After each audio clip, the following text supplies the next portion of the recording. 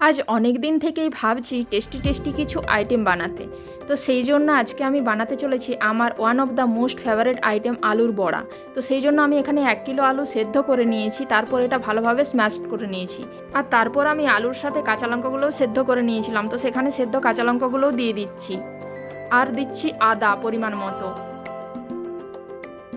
সাথে হলুদ গুঁড়ো, জিরে গুঁড়ো আর পরিমাণ মতো লবণ।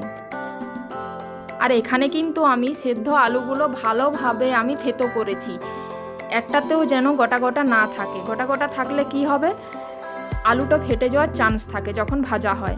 তো সেই জন্য কিন্তু ভালোভাবে এটা মাখতে হবে আলুটা। এরপর আমি সমস্ত উপকরণগুলো একসাথে মিক্সড করতে থাকবো, ভালোভাবে এটা মাখতে হবে।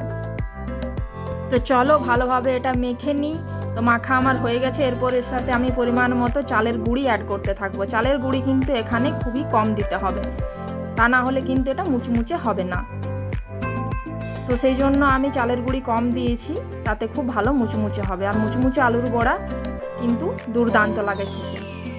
তো চলো এরপর আমি এগুলো ভেজে নিই। তার জন্য এখানে কড়াই পরিমাণ মতো তেল নিয়ে নিচ্ছি। আর আমি সর্ষের তেলে কিন্তু আলুর বড়াটা ভাজবো, তাহলে টেস্ট কিন্তু আরও দারুণ হবে।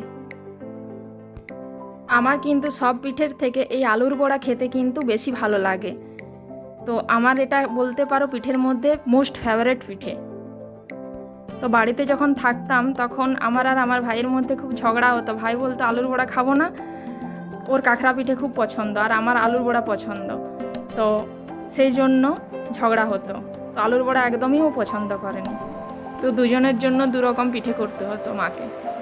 তো এই দেখো আলুর বড়া ভাজা আমার কমপ্লিট, কি সুন্দর মুচমুচে লাল লাল হয়ে গেছে। আর এই আলুর বড়া অনেকে ইভিনিংয়ে স্ন্যাক্স হিসাবে ইউজ করে, কিন্তু আমরা রাত্রেবেলায় ডিনারে এটা খাই।